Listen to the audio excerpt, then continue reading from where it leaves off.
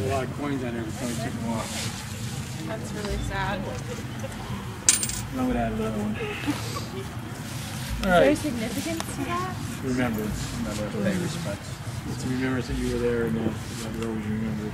Everybody has different sayings too. Somebody that served with them. Right? They might need something.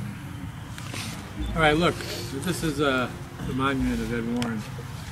And it's going to be the monument of Lorraine. As you can look on here, you'll see it says Edward Warren Miney. Little surprise for you. His real last name, Lorraine's real last name, is not Warren, it's Miney. He cut it off when he was doing paintings because one time he had a gallery showing of his paintings and he used to sign him Miney, his real name. But people were coming up to him at that showing and others saying, can I talk to you for a second, Mr. Minnie?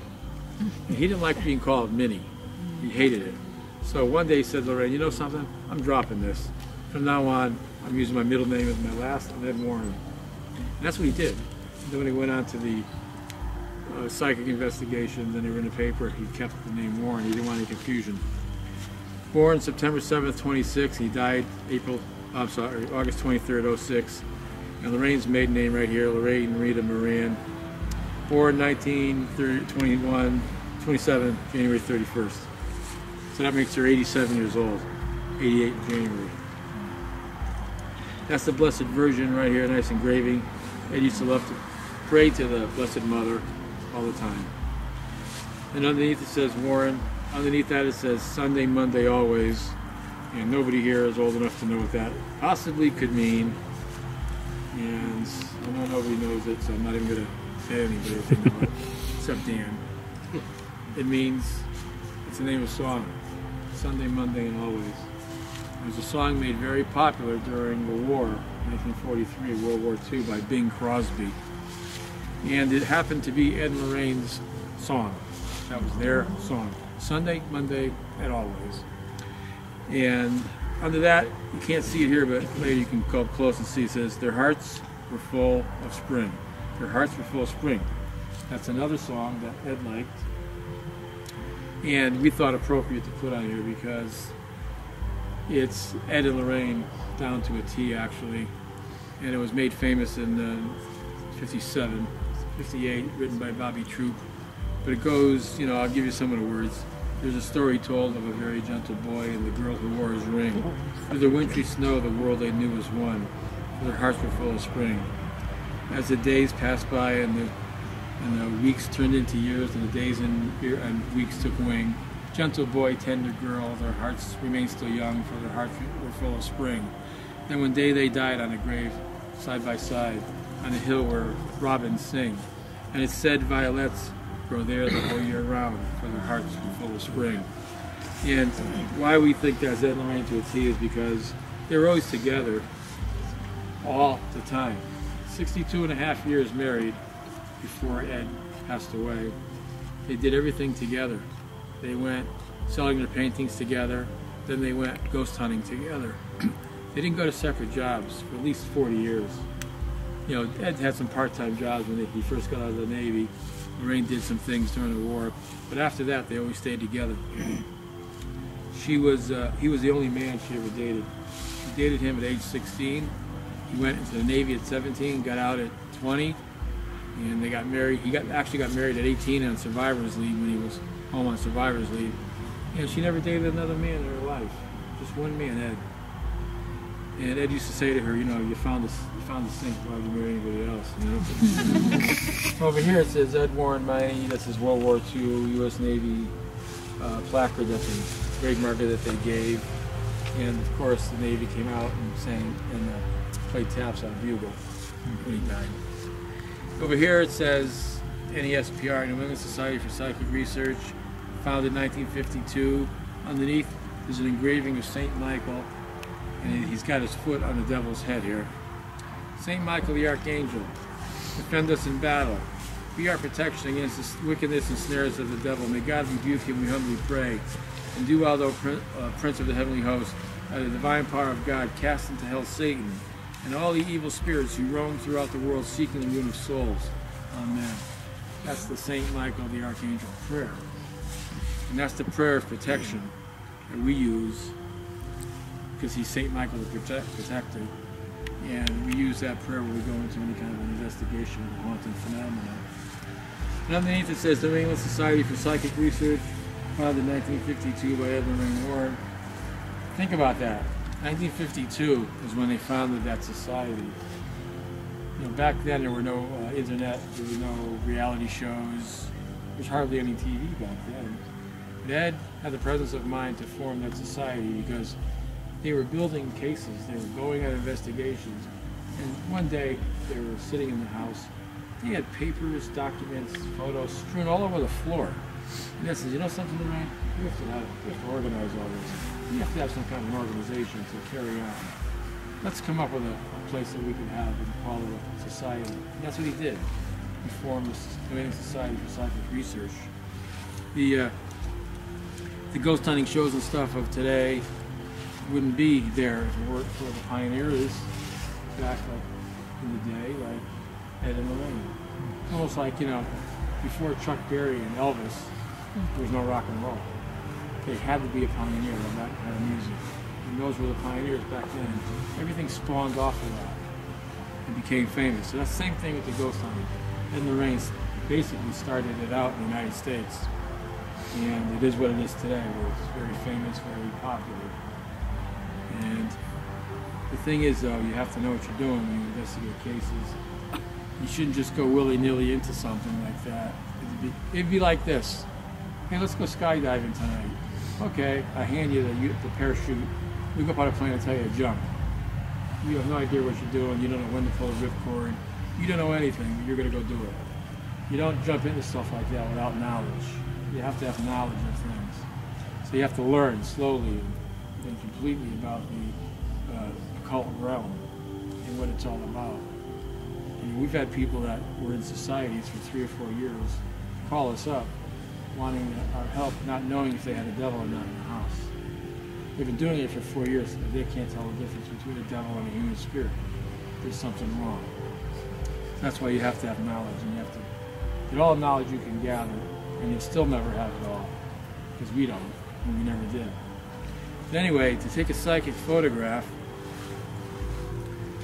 you would want to do several things, at least the way we like to do it. And, you know, probably other people tell them other ways to do things, but the way we want to do it is, first of all, I don't like using iPhones and stuff. I like to use something with a memory card in it that you can take out. And why I want to do that is because I want to use a new memory card when I go to a place to take shots. Because I don't want anything that might be on that media card to show up on the shot, and then I have doubt in my mind that maybe that thing didn't erase all the way when I took the other day. Maybe that's what I'm getting, a little artifact from the previous shot. Something's wrong with the card or something. If I have a brand new media card, nobody can tell me that. I'm not going to doubt myself that I got something. So I would use a new card, take it out of the package, put it in, start from scratch. Throwaway. You can use a throwaway camera too. You can use a throwaway camera. You could use a film camera. You can use a Polaroid camera. It doesn't matter. With throwaways, people use that a lot. But I like to use a new memory card when I do it. If I'm going to go on an investigation, if I really want to get pictures. And here's what you do. First thing you do is you close your eyes. Envision yourself in the white light all around your body. A glowing halo of light surrounding your aura that we talked about. And then you ask Jesus Christ and God and all the saints to protect you from anything evil or demonic or inhuman. You say that with faith. You say that with conviction. And you believe it. And it'll happen. God will protect you. Then you take that camera of yours, have the flash on, and then you would do it in a clear night like this. This is a perfect night. You don't want to do it on a foggy evening. You don't want to do it when you're smoking a cigarette, inhaling and blowing it all out and everything while you're taking a picture so it shows up on your lens. You don't want to take it on a foggy evening. You don't want to take it on a rainy night or a snowy night. And you don't want to do it when your breath is showing or your car exhaust, any of that stuff. you would hold your breath if it's a kind of night where your breath shows. Just to remove all those little doubtful things in your mind that somebody like me would bring up.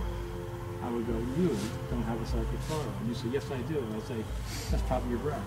And you say, no, it's not. And I say, how do you know? Were you holding your breath? And you say, no, I wasn't holding my breath. And I say, see, that was your breath. I'm giving you doubt. But if I take away all the doubt that I can, then you're going to be pretty confident that you got something other than nothing.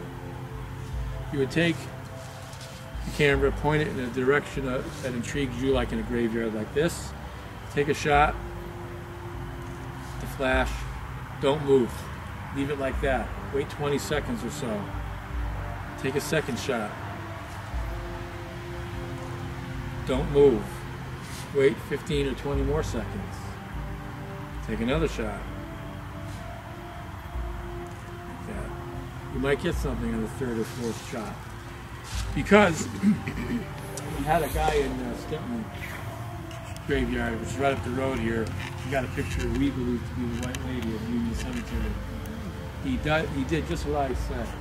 In the first shot, he got just a little white mist. He had a film camera. You had to wait for development.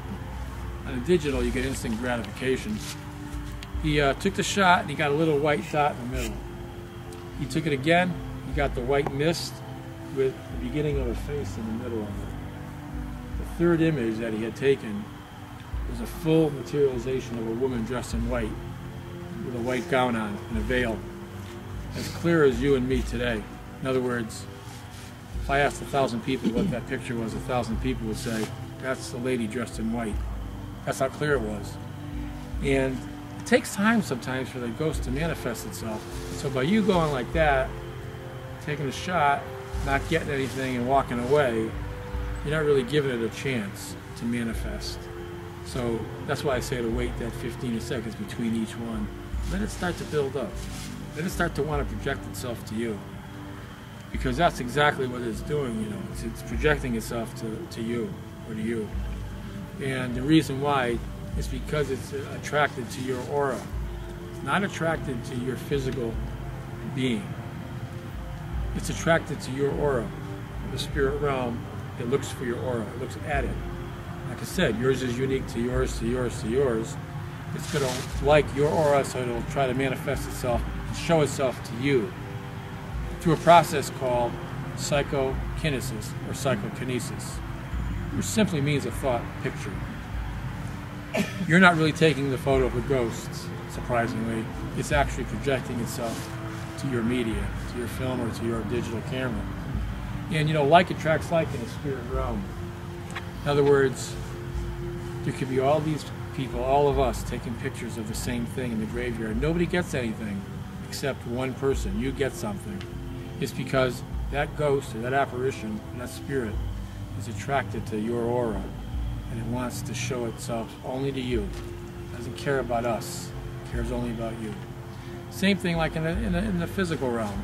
You know, you walk into a party when you were a kid in high school or something, or even if you're an adult, you walk into a party, and that particular party you go to a dance, there's not a lot of people you know there, a lot of strange kids.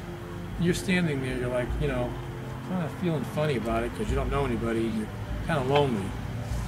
You don't know anybody, you don't strike up any conversations or anything. And all of a sudden, out of the corner of the room, instant rapport, an instant attraction with one person. It could be a man, it could be a female. And you're instantly attracted to that one person. There's a chemistry going on back and forth. And you like that person. You start to talk to them, and they talk to you. It's like you've known them forever. Like attracts like, also in the spirit realm. So it likes what it sees, and it appears to you. That's what happens when you take a psychic photo. For EVPs, you do almost the same exact thing. Take your digital recorder. Now, you're not going to be able to put a new memory card in unless they have memory cards. Some do, some don't. Some just have a memory built in. So you got to rely on erasing it. Put it down, put it on record. Same kind of thing. You ask, you envision the white light, of course, protect yourself. You ask, is there a spirit here? You wait 20 seconds. What is your name? Wait another 20 seconds. Is there a message you'd like to convey to me? Wait another 20. Like that. how old were you when you passed away? Like that. But you do it alone.